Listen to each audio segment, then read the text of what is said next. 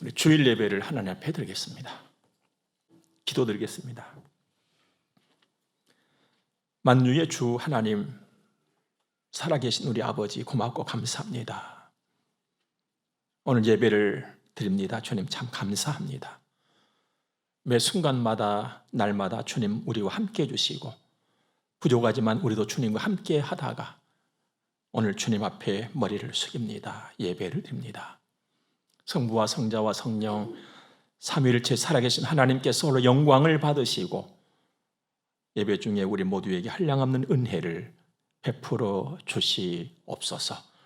온 땅이 회복이 되어지고 내 심령이 회복이 되어지고 주님을 영화롭게 해드리며 주님을 경외하는 이 예배 시간 온 땅의 만백성들이 되도록 우리 아버지 하나님께서 권고해 주시고 어지러운 이 땅에 주의 능력과 권세만이 잠잠하게 하실 수가 있사오니 주님 잠잠케 하시고 회복의 은총이 온누리에 우리 안에 가득하게 하옵소서.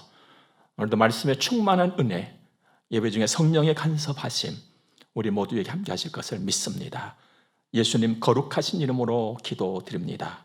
아멘.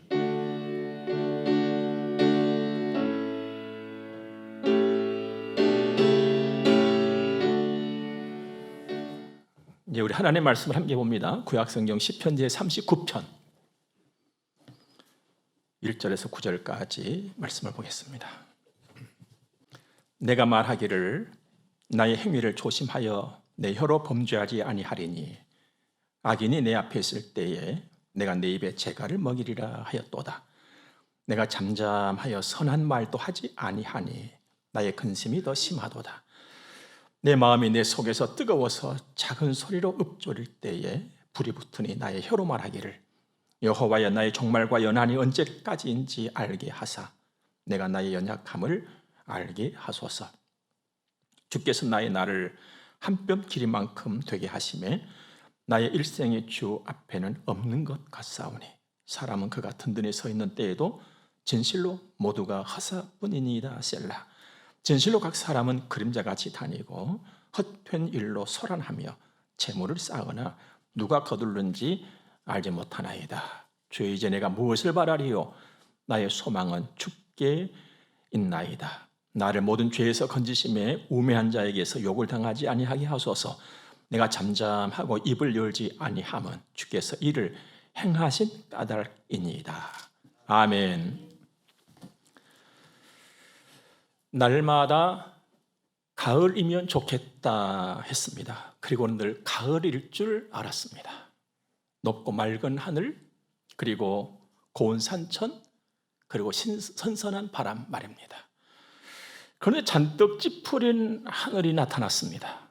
파고드는 찬바람이 고운 이파리들을 사정없이 흔들더니 떨어뜨리고 말았습니다. 그렇게도 좋았던 냉바람이 싫어졌습니다. 떨어지는 낙엽처럼 가을도 곧 떨어질 것입니다. 그리고 북풍 한설에 겨울이 달라붙겠지요. 인생이 이런 것입니다. 손 넓이만큼한 인생살이가 그렇단 말입니다. 늘 봄날인 것도 아니고 늘 가을날인 것도 아닙니다. 세상살이가 그렇습니다. 그야말로 희로애락이지요. 기쁨과 노함, 아픔과 슬픔이 있습니다. 그 다음은 떨어지는 것이고 그 다음은 흙으로 돌아가는 것입니다.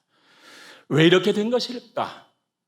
하나님은 선하신데, 하나님은 늘 우리에게 좋은 것을 주신다는데 도대체 인생살이 세상살이는 왜 그런 것일까? 답은 다 하나지요. 죄 때문에. 근데 문제는, 더 심각한 문제는 이걸 아는 사람이 매우 적다는 것입니다. 참 심각한 문제는 사람의 힘으로 모든 것을 다 할 수 있다고 생각하면서 산다는 것입니다. 그러나 여러분, 그건 아닌 것이죠. 아닌 건 아닌 것입니다. 사람이 이 땅에 태어나서 가장 먼저 해결받아야 될 문제가 죄라는 것입니다.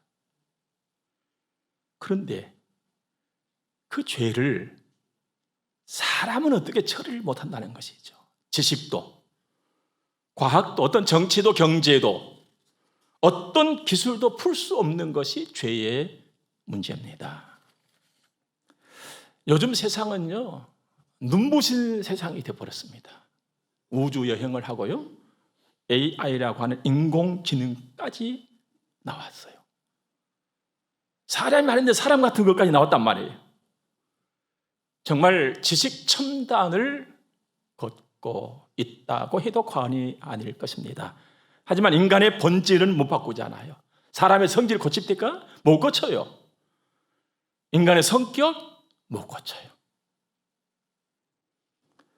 죄에는 손도 못 대잖아요. 그래서 지구촌 곳곳마다에서는 소용돌이, 몰아치는 소용돌이가 멈추질 않습니다. 점점 더 심해지고 있잖아요. 하늘도 그렇고 땅도 그렇고 사람들도 그렇고 말입니다. 주님이 예고하신 일들 아니겠습니까? 그렇다면 죄가 뭐냐? 사람이 하나님으로부터 돌아서 버린 거예요. 사람이 돌아서 버렸어요. 사람이 하나님을 잃어버렸어요. 사람이 하나님을 느끼지 못한 것입니다. 마치 내 몸의 흉터처럼 말입니다. 아마 우리들에게 흉터 그 자국 없는 사람은 아마 없으리라 생각합니다. 그 흉터, 그 자국 분명히 내 몸에 붙어 있어요. 내가 살아있으니까 다 살아있는 것처럼 느껴집니다. 그런데 만져보면 감각이 없어요. 죽은 것이거든요. 죄가 바로 그런 것입니다. 그래서 스스로 자력으로 사람은 하나님께로 갈 수가 없어요. 하나님을 만날 수가 없다 이 말입니다. 하나님이 돌려주셔야 되고 하나님께서 오셔서 만나 주셔야만 됩니다. 여기서 하나님의 선택과 하나님의 부르심이 필요한 것입니다. 그런데 이 중차대한 일을 하나님께서는 예수 그리스도 한 분으로 완성을 시키셨다는 거예요. 사람의 몸으로 이 땅에 오신 예수 그리스도 십자가 지셨지요. 왜요? 나의 죄를 다 가지고 거기서 당신이 함께 못이 박혀 죽으셨습니다. 다 묻어버렸어요. 다 당신의 은혜와 사랑으로 다 덮어버렸어요. 그 주님을 우리 하나님께서 3일 만에 다시 살리셨잖아요. 부활이라고. 누구든지 그 예수를 믿으면 죄의 사함을 받습니다. 지긋지긋한 죄의 문제가 해결이 된다는 것입니다. 이를 두고 두 글자로 구원이라고도 하지요. 이건 하나님이 정해놓으신 일이에요. 누구도 변개시킬 수가 없어요. 누구도 더할 수도 없고 뺄 수도 없는 일이라 이 말입니다. 그러므로 여러분과 제가 예수를 구주로 믿고 산다는 것은 보통 일이 아닌 거예요. 될 수 없는 일이 나한테 됐어요. 내가 할 수 없는 일이 됐어요. 이를 두고 우리는 하나님의 은혜라고 하는 것입니다. 우리에게는 하나님의 은혜가 있어요. 내가 존귀한 자가 된 것은 감히 내 안에 하나님의 은혜가 있다 이 말입니다. 하나님의 그 엄청난 역사가 내 안에서 이루어졌다 이 말입니다. 이래서 나는 가치 있는 사람이고 존귀한 사람이고 비싼 사람인 것입니다. 그렇다면 하나님의 일은 나에게 있어서 구원이라고 하는 그 한 가지로만 끝나는 것이냐? 아니요. 그 이후로 계속 되어지잖아요. 이제는 어떻게 나의 아버지로서 나의 완전한 보호자로서 나의 삶에 계속 함께 하시고 역사를 이루어 가십니다. 우리는 존귀한 사람들이에요. 세상에서 얻을 수 없는 위로와 평안을 얻고 누리면서 범사에 감사하면서 살 수 있는 비싼 사람이 된 것입니다. 그러므로 때로 세상이 그대를 속일지라도 누가 말한 것처럼 노여하지 말고 두려워하지도 말고 감사하면서 평안을 누리면서 비싸게 살아가시기를 바랍니다. 그리고 우리가 정말로 비싸게 해야 될 것은 뭐냐? 예수 전하는 것이거든요. 예수 전해야 돼요. 세상은 갈수록 예수 싫어하거든요. 하지만 전해야 돼요. 왜? 예수 믿어야 달라지는 거거든요. 예수 믿지 않으면 절대로 달라지질 않아요. 예수를 믿으면 근본이 바뀌어버려요. 밑판이 바뀐단 말이에요. 여러분, 판이 바뀌어야 그 이유가 바뀌어지는 거예요. 그 밑판이 바뀌지 아니하면요 절대로 바뀌어지지 않는 거예요. 다만 치장하면서 살아가는 것뿐이거든요. 예수를 믿으면 본질이 바뀝니다. 이를 두고 성경은 새 사람이라 하잖아요. 새 사람. 마침내 삶의 방식이 달라져요. 하나님 보시기에 좋게. 추구하는 목적이 달라져요. 하나님 보시기에 좋게. 시야가 달라져요. 보는 것들이 달라져요. 느낌이 달라져요. 하나님 보시기에 좋게. 하나님 보시기에 좋게 달라지니까 다 좋아지는 것이죠. 기쁨과 노함, 아픔과 슬픔이 뒤섞여 있는 것이 인생살이지만 치우치지 않아요. 균형이 잡혀져요. 조화를 이루어요. 세상의 모든 일들은 주님과 나와의 사이에 아름다운 조화 아니겠어요? 조화. 든든한 인생, 좋은 날, 행복한 삶을 꾸려가게 되는 것입니다. 이 일이 내가 이 땅에 두 다리를 뻗고 사는 동안 계속 되어진다는 거예요. 그래서 인간의 평가는 지금 내릴 수 없는 것이거든요. 하나님께서 말씀과 성령으로 계속 도와주시고 이끌어주시고 나를 다듬어 주시잖아요. 깨닫게 하시고 느끼게 하시고 나름 결심하게 하시고 요즘에는 작심삼일이 없어졌다고 합니다. 그래서 성령은 나에게 작심삼일이 아니라 작심 일주일도 작심 한 달도 막 1년도 주시잖아요. 그래서 주께로 가까이 가게 하고 내가 어느 날 보니까 나도 모르는 사이에 좀 달라져 있는 거예요. 죄로 얼룩진 세상, 결국 한 줌 흙으로 돌아갈 수밖에 없는 인생, 이를 두고 때가 되면 모든 사람들이 하는 말이 있습니다. 허망이라고.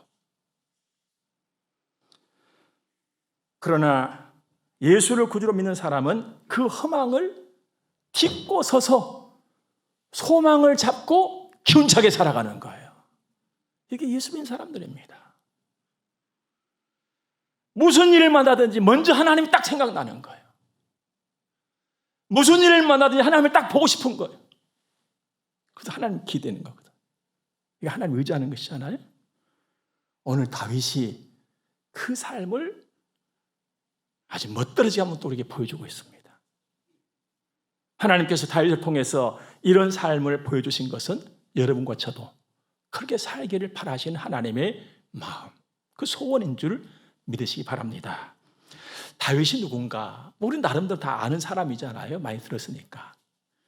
다윗은 하나님의 마음을 읽을 줄 아는 사람이었어요. 그러니까 하나님의 은혜로 충만한 사람이었고 충만한 은혜를 가지고 하나님을 사랑했던 사람이에요. 이 사람이 다윗입니다.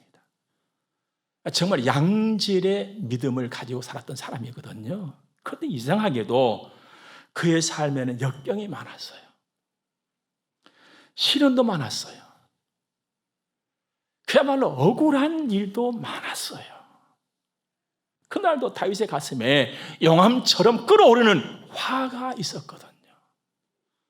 오늘 3절 말씀 보니까 내 마음이 내 속에서 뜨거워서 작은 소리를 엎조릴 때 불이 붙은 것 같았다. 화가 오는 분노가 있었단 말이에요. 이럴 때 보통 사람들은 그냥 막 성질을 부리고 막 소리를 지르고 그냥 할 수 있지요. 그런데 다윗은 그 상황에 끓어오르는 그 화를 가지고 하나님 앞에 달려왔단 말이에요. 여러분, 우리가 하나님 앞에 오면 자기를 볼 수가 있어요. 뭐 산으로 가고 뭐 들로 가고 뭐 강으로 가고 바다로 가고 거기 가면요 내가 안 보여요. 하나님 앞에 와야 내가 보이는 거예요. 뭐 나를 보는 거 목사님 거울 앞에서도 얼마나 볼 수 있는데 뭐 전신 거울도 있어요. 뭐 거울 앞에서 나를 볼 수 있죠. 그러나 그것은 겉만 보는 것이잖아요. 껍데기. 뭐 다듬는 것도 뭐 껍데기만 다듬는 것이 뭐 속을 어떻게 다듬어요? 거울 앞에서야. 그런데 하나님 앞에 오면 속을 볼 수가 있어요. 속을 다듬어 갈 수가 있어요. 그렇다면 그 화, 용암처럼 끓어오르는 그 뜨거운 그 가슴 그 화를 가지고 하나님 앞에 나온 다윗은 자기의 무엇을 보았을까? 죄를 보았어요. 허물을 보았어요. 부족함을 보았어요. 나약함을 보았어요. 그러고 나니까 나는 화를 낼 만한 위인이 못 되구나. 나도 부족한데. 나도 연약한데. 나도 허물 있는데. 선한 말? 아니야.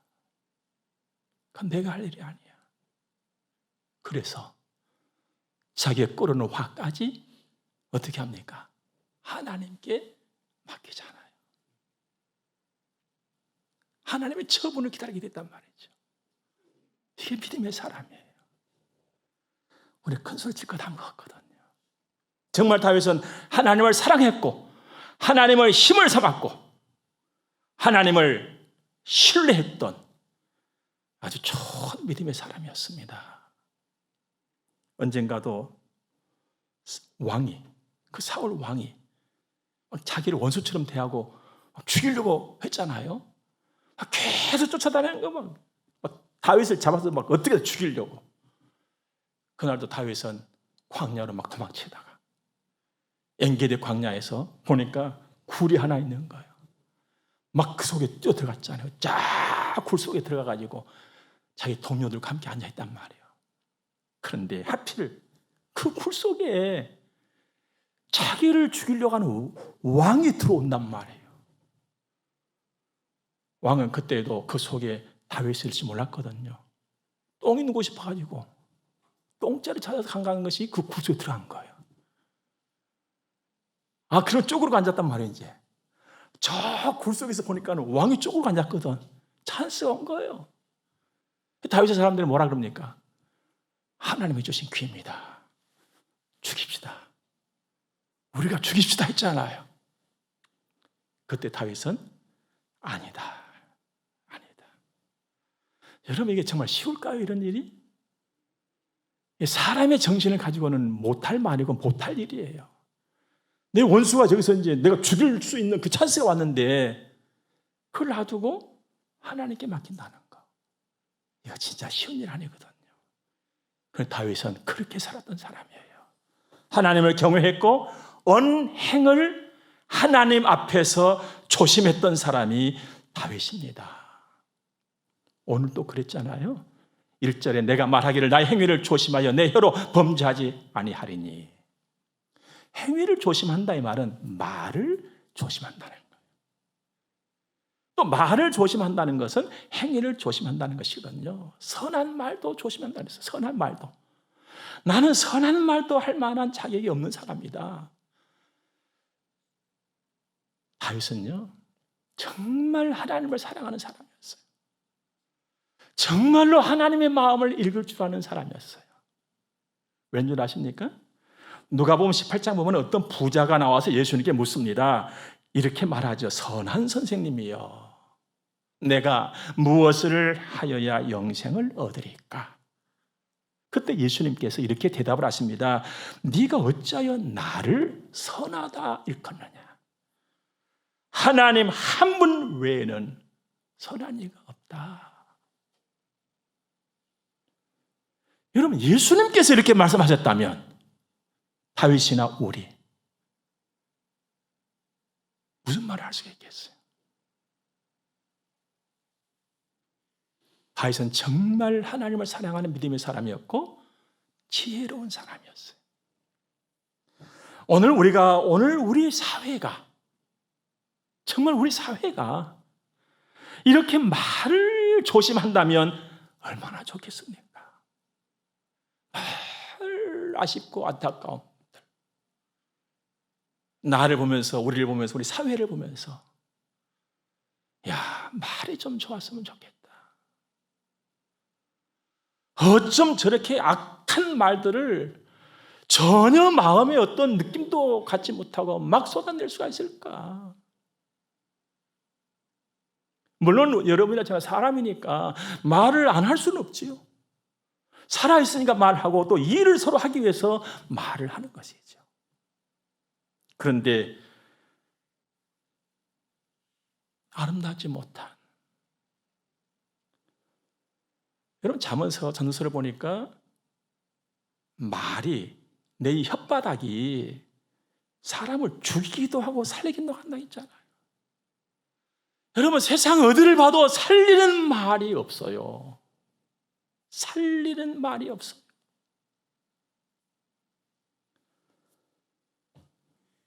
조심성 없는 무가치한, 마태복음 12장 보면은요, 네 말로 의롭다함을 받고 네 말로 정죄함 받는다 했거든요.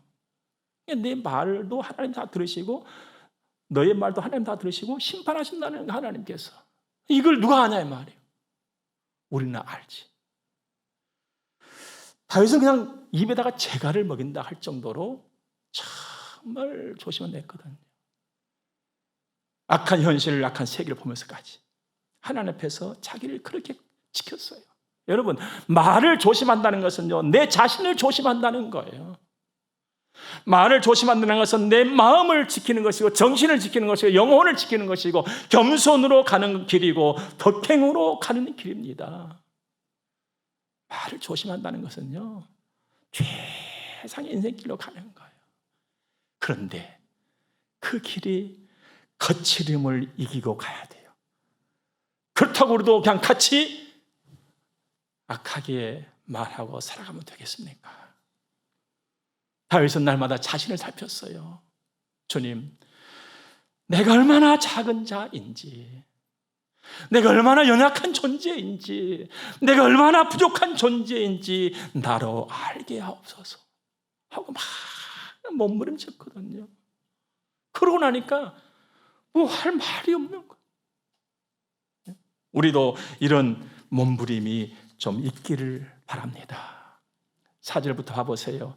여호와여, 나의 종말과 연한이 언제까지인지 알게 하사 내가 나의 연약함을 알게 하소서. 주께서 나의 날을 한 뼘 길이만큼 되게 하시며 나의 일생이 주 앞에는 없는 것 같사오니 사람은 그가 든든히 서 있는 때에도 진실로 모두가 허사뿐이다. 진실로 각 사람은 그림자같이 다니고 헛된 일로 소란하며 재물을 쌓으나 누가 거두는지 알지 못하나이다. 여러분 보세요. 세월이 가면서 흙집인 내 육체는 작아져요. 그래서 키도 줄어들잖아요. 살도 빠지잖아요. 힘도 약해져요. 보세요. 2020년 생명을 얻고 풍성한 사람들이란 제복을 들고 우리 예배자로, 전도자로, 섬기는 자로, 크리스천으로 힘차게 살자. 외치부터 시작했잖아요. 그런데 2월 달부터 그야말로 정신없이 살아왔잖아요. 우리가 어디를 가도 편안함이 없고 자유함이 없이 정신을 차리고 보니까 10월 달하고도 중간쯤 와 있는 거예요. 이제 몇 날 지나면 가을도 떨어져 버릴 것이고 10월도 떨어져 버릴 것이고 12월로 왔다가 뭐 하다 보면 이제 올 1년 서산으로 완전히 떨어져 버린 것이죠. 뭐 그냥 그 속에 나라고 하는 한 사람이 있는 거예요. 다윗은 화가 치밀어 오르고 부조리함, 악함, 성질도 나고 누구 말 때나 그냥 막 욕도 해버리고 싶고 그냥 이런 상황 현실 속에서 자신의 작은 존재임을 알기를 바랐다는 거예요. 얼마나 큰 지혜입니까? 하나님 앞에서 조금이라도 더 복되게 살기를 바랐던 간절함, 그 마음이 7절에 고스란히 녹아 있습니다. 주여, 이제 내가 무엇을 바라리요? 나의 소망은 주께 있나이다. 주님만 꽉 붙잡은 거. 여러분, 사실 그렇습니다. 인간의 나의 부족함, 죄인됨, 나약함, 허무함, 두려움, 우울함, 근심, 걱정, 염려, 이 모든 것은 하나님 안에서만 해결이 가능합니다.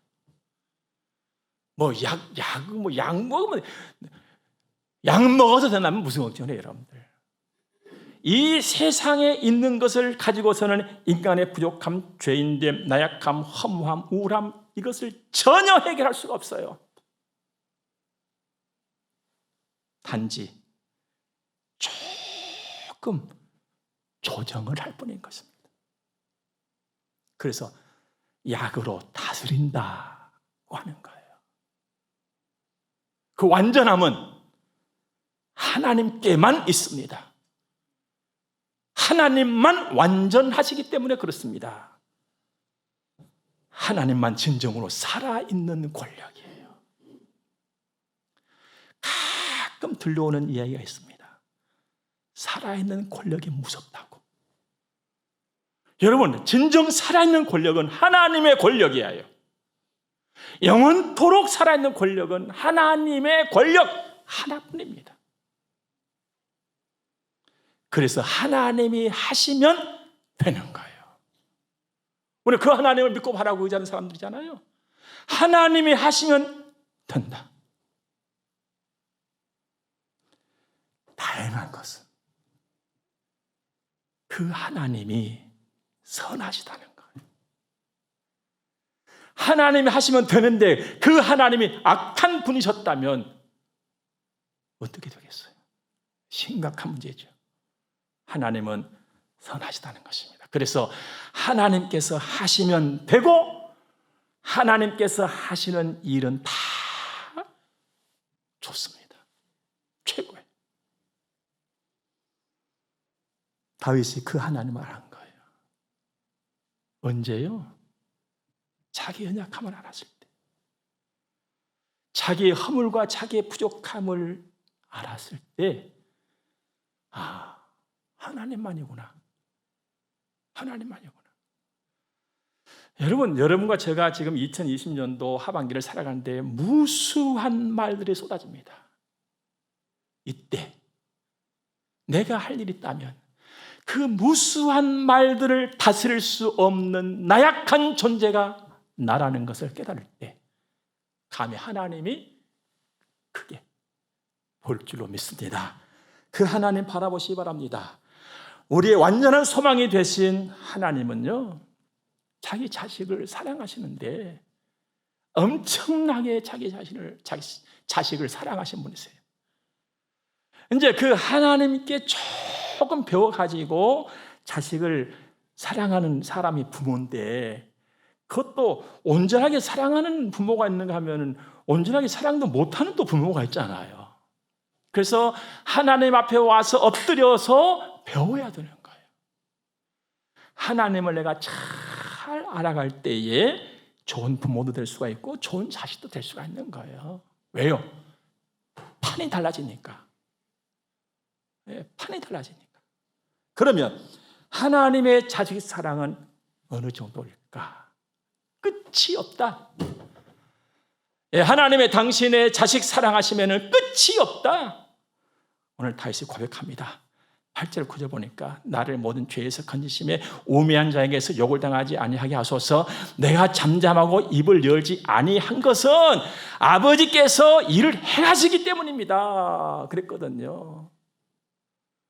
이 험난한 세상, 나의 고충, 나의 염려, 고통, 내가 특별히 말을 안 할지라도 나를 사랑하신 하나님이 미리 처치하시고 여시고 인도를 해 가신다는 사실입니다. 이걸 다윗이 믿었어요. 이게 사랑이거든요. 여러분, 사랑 속에는요, 구태여 무언가를 막 표현하지 않을지라도 표현하는 것보다도 더 많이 느끼는 거예요. 이게 사랑의 능력이에요. 그래서 사랑은 자신의 전부를 던질 수가 있는 것입니다. 하나님은 사랑이시다 그랬잖아요. 그 사랑에 하나님께서 하신 것이 뭡니까? 우리 성경 주신 거? 이게 아니에요. 당신을 완전히 나를 위해서 내어주신 거예요. 이게 사랑이에요. 여러분, 하나님의 눈이 나를 향하고 있다는 거 여러분 아십니까? 하나님의 마음과 생각 속에 내가 있다는 것을 여러분 아십니까? 이게 하나님의 사랑이에요, 여러분들. 이제 여러분과 제가 정말로 해야 될 것이 이제 딱 하나가 있습니다. 그게 뭔가 하면 잠언 3장에 보니까 너는 범사에 그를 인정하라. 그리하면 내 길을 지도하시리라 하셨어요. 범사는 모든 일이죠. 인정하라 이 말은 하나님 믿어라 이 말이거든요. 그러면 지도한다, 형통하게 인도한다 이 말이에요. 그렇다면 여러분과 제가 이제 다윗의 삶을, 다윗의 어떤 현실을, 어떤 상황을 통해서 나에게 보여준 하나님을 우리가 한 번 더 알았으니까 나에게 일어나는 모든 일 속에서 내가 하나님을 인정을 하는 거예요. 기쁜 일 속에서도 하나님 인정하고 고통스러운 일 속에서 내가 하나님을 인정을 하는 거예요. 이 일도 하나님께서 나와 함께 하시고 이끌어 가신다. 이 일을 통해서도 이끌어 가신다. 이걸 내가 믿는 거예요. 이렇게 할 적에 하나님은 나를 형통하게 인도를 해 가신다는 것입니다. 그게 가능할까요? 가능하다고 나는 믿습니다. 왜? 하나님 모든 것을 다 아시니까. 그 힘이 있잖아요. 우리는 하고 싶어도 힘이 없어서 못할 때가 얼마나 많습니까? 모든 일에 하나님을 인정하는, 모든 일에 하나님을 믿는, 그러니까 우리가 지금 막 온 세계적으로 복잡한 이 일도 하나님을 믿음으로 내가 나아가는, 그럴 때 하나님의 선하심은, 하나님의 그 살아있는 그 권력은 나타난다는 것입니다. 이런 일들 속에서 하나님을 경험하면서 사는 복 있는 우리들 되기를 주의 이름으로 축복합니다. 이제 우리 헌금들에 봉헌하겠습니다. 우리 함께 기도하겠습니다. 만복의 근원이 되시는 하나님, 언제나 어디서나 살아계시며 우리와 함께 계시는 좋으신 하나님, 우리 아버지, 헌금을 드려 봉헌합니다. 모든 것이 사실 여호와 하나님, 우리 아버지의 것이옵니다. 그런데 선하신 하나님 모든 거 다 내어주시고 우리 사는 동안 누리게 하심인 줄로 믿습니다. 이 믿음을 가지고 주일 헌금을 드립니다. 모든 것이 여호와의 것임을 고백합니다. 또 구별하여서 또 헌금을 하나님 앞에 드립니다. 하나님 받으시옵소서. 영광 중에 우리에게 복을 주시옵소서. 구하옵니다. 회복을 주시옵소서. 담대함을 주시옵소서. 영육이 힘을 얻게 해주옵소서.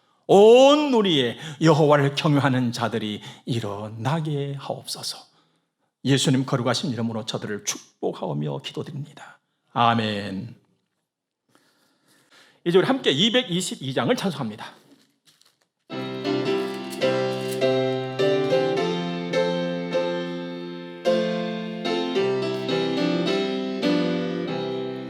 우리 다시 만날 때까지 하나님이 함께 계셔 은혜로서 인도하며 도와주시기를 바라네. 다시 만날 때 예수 앞에 만날 때 다시 만날 때 그때까지 계심 바라네. 축복을 함께 받겠습니다. 교회의 머리가 되시는 우리 구주 예수 그리스도의 은혜와 하나님 우리 아버지 무한 극진하신 사랑하심과 성령님의 감화 교통하심이 하나님의 거룩한 자녀들의 머리 위에 이제로부터 영원토록 함께 있을지어다. 아멘.